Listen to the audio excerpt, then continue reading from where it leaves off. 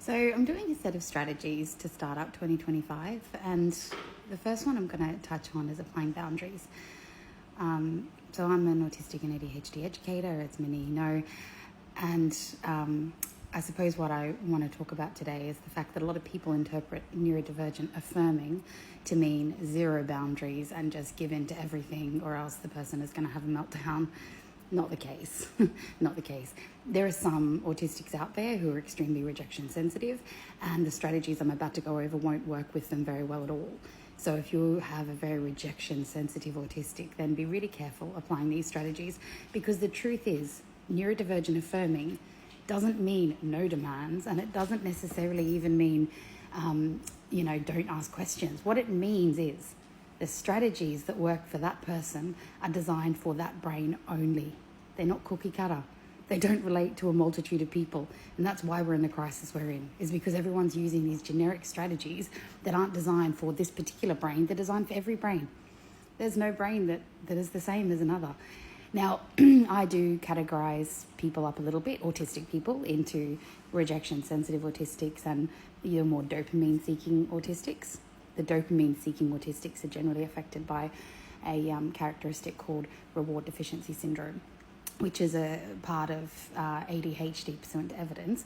But in my personal experience, it's also very much linked to autism. Anyway, these strategies are aimed at the dopamine-seeking autistic. So these are the kids that go. They can't be bored. They go 100 miles an hour, even intellectually. It doesn't mean physically they go 100 miles an hour, but children who are dopamine-seeking need the shiny thing, and they can't sit and wait for it. Sometimes they seem like they'll just charge on through a conversation or a situation to get the shiny thing, whatever it may be. Now, applying boundaries with an autistic that's like that is essential. It's absolutely essential, because without an expectation, they can't succeed. And these are children and adults who thrive on success, who thrive on beating challenges and winning and achieving. Without boundaries and expectations, you've taken that away from them. So don't think for a second that this type of autistic doesn't need strong boundaries. And let me tell you, behaviorally, they're the ones who do. I'm one of these autistics, so I'm speaking for myself as well. And as a child, I begged, borrowed, and stole from people. I didn't seem to really care as long as I got the shiny thing. And yet I worked as a human rights lawyer for part of my life. So by no means did I have a lack of empathy. But as a child, I just didn't, my upper brain wasn't formed, let's say, so I didn't have the same level of empathy that I would as an adult. And I looked a bit, let's say, sociopathic at times, because I was so driven for the shiny thing. What you're seeing is not a reflection of who I was. It was just this behavior that I just couldn't stop. Now, applying boundaries with children like this means you have to be very clear, and you have to be in their corner. If you sound in your tone of voice like you're an adult giving directions, or you're telling them what a consequence is going to be, like, well, I told you that was going to happen. If you do this, then that's going to happen. Then you are white noise to them. They are disregarding everything you're saying. They're just wiping it off. They're not even listening. They will not listen. Children like this will not listen, and adults will not listen to directions and guidance and instructions.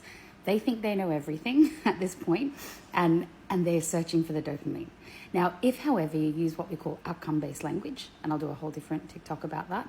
Outcome-based language is where you're in their corner, but you tell them what's about to happen as if you're a mate in the naughty corner with them going, oh, what are we going to do when this happens? Oh, my gosh. An example is you got a kid climbing high, on all this furniture they've put together, and they're getting made a big fort, and they're getting up really high, and it's really dangerous. And you walk in and go, oh, they're going to fall. Now, if you so much as say, oh, get down from there, you'll hurt yourself, they're going to climb higher. You're white noise to them, block you out. However, if you go, oh no, quick, Jack, get me the first aid kit, hurry. I need the first aid kit. This kid's going to fall. He's going to crack his head, quick. That fear in my face, me really believing this outcome is going to happen, that kid is going to climb straight down, because they're going to make their own choice to do something different. And it's not because I've told them what to do. I haven't. All I've said is, look at what's about to happen. So if you show the outcome in your face and you really act it well and you believe it, that child or adult is going to believe you. But if you just go do this, do that, it's not going to work. Another way to do it is to move the reason for you can't do this to somebody else. So let's say, as a law, the person wants to run across the road and it's a red light.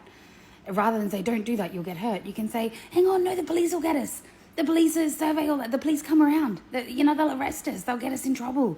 I don't want to get in trouble. I want to go to the game. We're on the way to the game. If you run across the road and the police see us, that's going to take like another hour. We're going to have to talk to the police and we're not going to get there in time. So you see how that's kind of showing an outcome which enables that person to make another decision. It's not saying don't do that or giving an instruction. So boundaries have to be applied in an outcome-based way. It has to look at, sure, if you want to go tell all those kids they're fat and ugly, then I can't stop you. But what are we going to do when you don't get invited to the birthday party? Like, should we hang out and do something different? You could be like, I'll get invited to the birthday party. Well, you probably won't, though, if you say, like, I don't know, if people called you fat and ugly, would you want to invite them to your party? I don't know, maybe they will, mate. I wouldn't have a clue, but you do whatever you want. It's your friends, it's your story. I'm just worried about how sad you're going to be if they don't invite you. Because kids don't like hearing that kind of thing, so up to you. So that kind of attitude, it's almost like you're standing in their corner with them, but you're sort of showing them what's about to happen and helping them to want to make a different decision. And that's what this is all about. It's about showing real responses to things and getting the person to make a different decision. I remember all those 25 odd years ago when my daughter was a baby, and she'd just crawl along the floor, and being autistic, she liked to clean everything. So she'd have Chuck's cloth and she'd be cleaning the floor, God love her. Anyway, I wanted to teach her if the oven was hot, that was dangerous. And there was no learning in the normal way with this child. So what I did was I pretended that the oven was hot, and I went over and accidentally touched it and then screamed, and it was me, my hand. I'm like, ah, and oh my gosh, ow, ow, ow, ow. And she's watching and she was quite scared. And ever since then, she'd be so careful going near the oven because I really showed her the outcome of what could happen. So applying boundaries for children like this, most autistic children to an extent, but be very, very careful with your rejection-sensitive children. You have to have a much more cautious approach for them. Remember, neurodivergent affirming means we're doing strategies for one brain, one type of brain, one behavioural profile, not generically everyone. So, yeah, I won't harp on about that. Anyway, so that's all about boundaries. So that's the first thing I want to teach you today.